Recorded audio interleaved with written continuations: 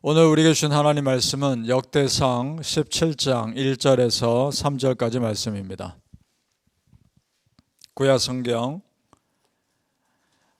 역대상 17장 1절에서 3절까지 말씀, 구약 637페이지 역대상 17장 1절에서 3절입니다. 우리 함께 같이 읽겠습니다. 시작. 다윗이 그의 궁전에 거주할 때에 다윗이 선지자 나단에게 이르되, 나는 백향목궁에 거주하거늘 여호와의 언약궤는 휘장 아래에 있도다. 나단이 다윗에게 아뢰되, 하나님이 왕과 함께 계시니 마음에 있는 바를 모두 행하소서. 그 밤에 하나님의 말씀이 나단에게 임하여 이르시되. 아멘. 오늘 예배하신 하나님의 은혜가 우리 성도님들께 함께 하시기를 예수님 이름으로 축복합니다. 아멘. 자, 오늘 말씀은 다윗이 성전을 짓고 싶어하는 마음을 보이자 하나님이 그를 축복하시는 내용이 나옵니다. 그런데 단순히 다윗이 성전을 지으려 하는 것 때문에 하나님이 그를 축복하시는 것이 아닙니다. 그의 평생의 삶을 잘 보시면 그 삶 자체가 항상 하나님을 우선으로 두었던 삶이고 모든 결정권 하나님께 다 맡기는 삶이었기 때문에 그를 축복하신 겁니다. 기본적으로 다윗은 하나님을 축복받을 수밖에 없는 마음을 가진 사람입니다. 자, 1절을 다시 보시기 바랍니다. 다윗이 그의 궁전에 거주할 때에 다윗이 선지자 나단에게 이르되, 나는 백향목궁에 거주하거늘 여호와의 언약궤는 휘장 아래에 있도다. 자, 다윗이 이제 예루살렘을 수도로 정하고 백향목궁을 짓고 잘 살고 있습니다. 그런데 아직 성전이 없기 때문에 하나님의 언약궤는 여전히 성막 그대로였을 겁니다. 성막이 말 그대로 텐트 아닙니까? 그러니까 자기가 궁전에 좋게 잘 살고 있는 반면 하나님의 언약궤는 볼품없는 초라해 보이는 성막에 있는 것이 늘 마음에 안 좋았던 겁니다. 그것을 지금 나단 선지자에게 말하고 있는 거죠. 자, 어느 날 나단 선지자와 함께 궁궐을 걷다가 그저 그 마음 있는 속마음을 털어놓은 것뿐입니다. 오늘 말씀 자세히 보시면 다윗이 성전을 짓겠다고 구체적으로 얘기한 것도 아닙니다. 그저 저 성막 가운데 하나님의 언약궤가 있다는 것이 안 좋다라는 것을 얘기한 것뿐입니다. 그런데 하나님이 그 마음 보시고 그 마음 받으십니다. 그리고 축복하시죠. 어떤 축복을 하시는지를 보겠습니다. 8절을 내려가 보시기 바랍니다. 8절입니다. 시작. 네가 어디로 가든지 내가 너와 함께 있어 네 모든 대적을 네 앞에서 멸하였은즉 세상에서 존귀한 자들의 이름 같은 이름을 네게 만들어 주리라. 아멘. 놀라운 축복이죠. 자, 먼저 다윗의 이름을 높여 주시겠다고 말씀합니다. 여러분 보세요. 하나님을 먼저 진심으로 높이려고 하니까 하나님이 그 사람을 높이십니다. 그럼 우리도 그렇게 하면 되는 겁니다. 먼저 하나님 높이십시오. 하나님이 여러분 높이실 겁니다. 그러니 여러분 하나님께 마음 드리는 것이요, 내가 축복의 삶을 사는 지름길인 줄 믿습니다. 보세요. 다윗이 지금 성전을 지은 것도 아니죠. 말만 한 것뿐입니다.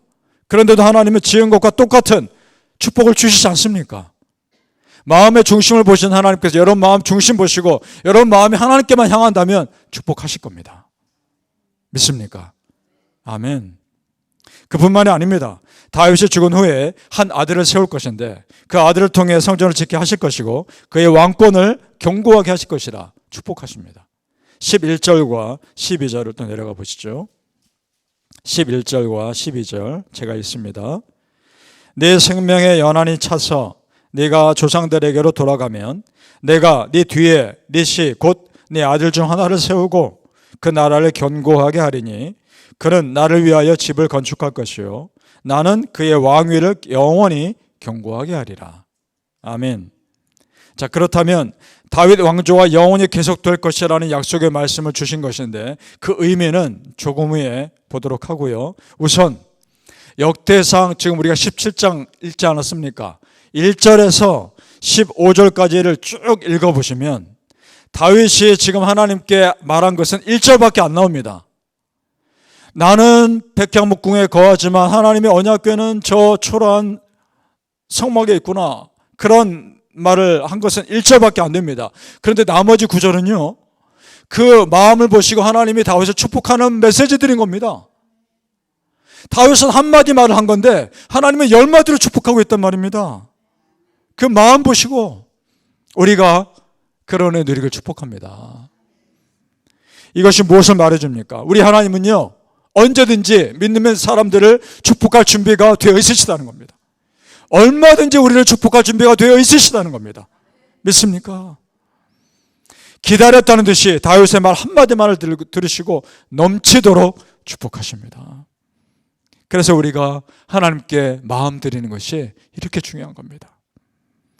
성도님들, 우리 자녀들이 우리에게 와서 엄마 아빠 사랑해요, 그 말 한마디 하면 그 몇 배를 더 주고 싶은 것이 우리 부모 마음 아닙니까?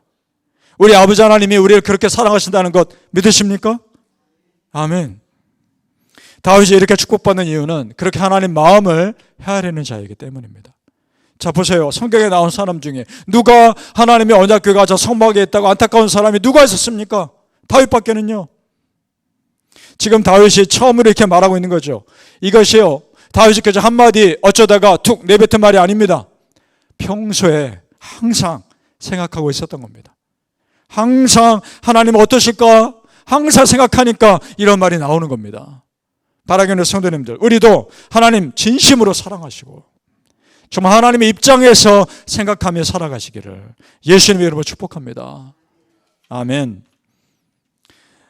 자, 조금 전에 하나님이 다윗을 축복하면서 의미 있는 말씀을 하셨다고 말씀드렸는데, 하나님이 다윗의 마음은 받으셨는데 실제 성전은 그 아들을 통해 지으시죠.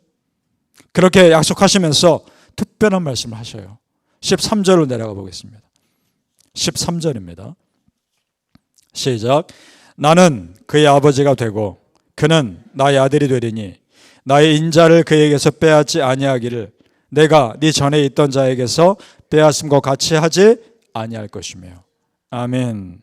나는 그의 아버지가 되고 그는 나의 아들이 되리니. 다윗 다음에 이어서 왕이 될 사람이 그렇다는 겁니다. 자, 이것은요, 우리가 지금 하나님을 아버지 하나님이라고 부르기 때문에 우리한테는 굉장히 자연스럽게 다가오지만 실제 다윗이 이 말씀을 들었을 때는 그렇지 않았을 겁니다. 어떻게 그가 하나님의 아들이 되지?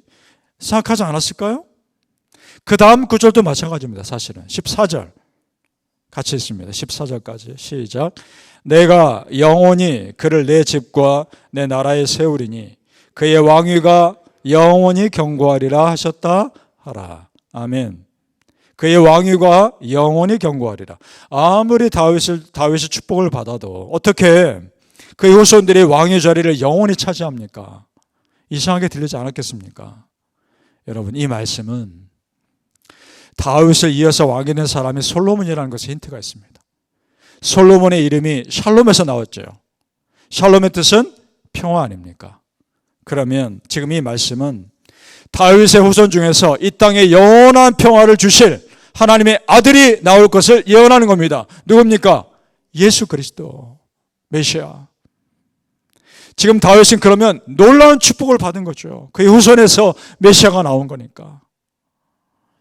왜 하나님은 다윗에게 이런 놀라운 축복을 그럼 주실까요?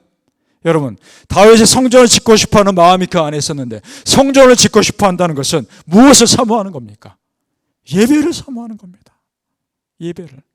그러면 따라서 예배를 사모하는 다윗의 후손에서 하나님과 우리 사이에 예배를 회복하실 메시아가 나오는 것은 당연한 겁니다. 그래서 하나님이 다윗의 말 한마디에 10마디로 축복하고 계시는 거죠. 왜냐? 하나님은 예배자를 찾으시니까. 믿습니까?